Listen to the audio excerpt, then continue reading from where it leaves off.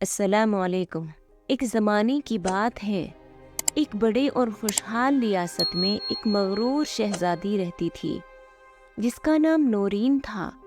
نورین بہت ہی خوبصورت تھی، مگر اس کا غرور اور تکبر اتنا زیادہ تھا کہ اس کی خوبصورتی کے باوجود لوگ اس سے دور رہتے تھے۔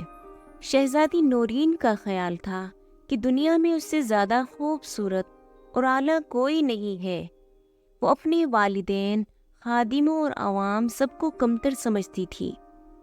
ایک دن شہزادی نے اعلان کیا کہ وہ صرف اسی شخص سے شادی کرے گی جو اس سے زیادہ خوبصورت ہو اور جس کی جائیداد اس سے زیادہ ہو۔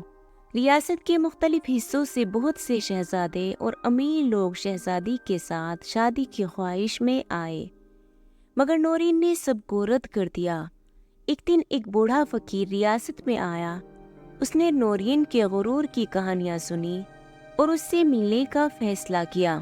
فقیر نے نورین سے کہا کہ اصل خوبصورتی اندرونی ہوتی ہے، ظاہری خوبصورتی کی کوئی حیثیت نہیں ہوتی۔ نورین نے فقیر کو حقارت سے دیکھا اور کہا کہ وہ کبھی اپنی باتیں نہ بھولے۔ فقیر نے مسکرا کر کہا، بیٹی یاد رکھو، غرور ہمیشہ زوال کا باعث بنتا ہے۔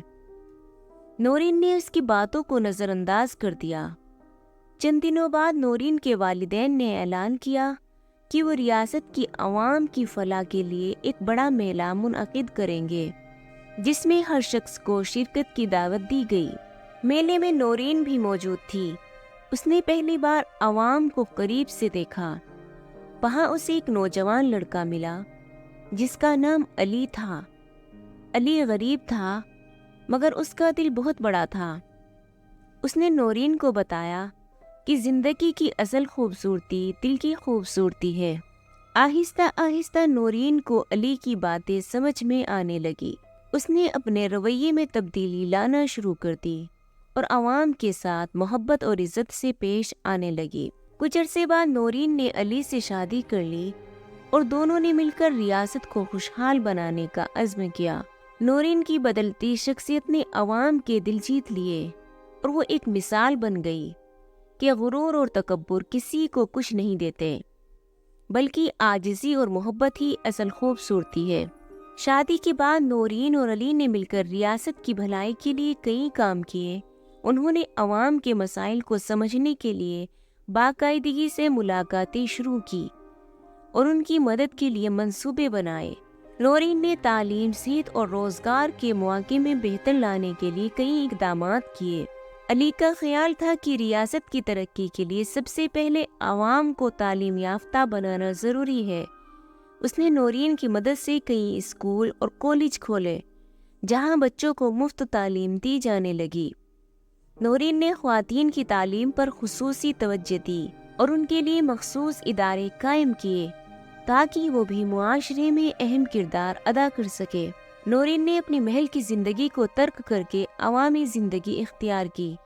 وہ اکثر عوام کے ساتھ وقت گزارتی اور ان کی مشکلات کو قریب سے دیکھتی۔ اس نے دیکھا کہ بہت سے لوگ غربت کی وجہ سے اپنی بنیادی ضروریات پوری نہیں کر پاتے۔ اس نے علی کے ساتھ مل کر ایسے منصوبے شروع کیے جن کے ذریعے غریبوں کو روزگار کے مواقع فراہم کیے جا سکے۔ کچھ وقت بعد نورین اور علی نے ایک ہسپتال کی بنیاد رکھی جہاں غریبوں کا مفت علاج کیا جاتا۔ اس ہسپتال میں بہترین ڈاکٹروں اور جدید آلات کا انتظامات کیا گیا تھا تاکہ لوگوں کو بہترین علاج فراہم کیا جا سکے۔ نورین اور علی کی محنت اور عزم نے ریاست کو ایک نئی روشنی بخشی۔ لوگوں نے ان کی تعریفیں کی اور انہیں اپنے دلوں میں جگہ دی۔ نورین نے اپنے غرور اور تکبر کو ہمیشہ کے لیے چھوڑ دیا اور وہ ایک سچی ہمدرد اور محبت کرنے والی رہنما بن گئی۔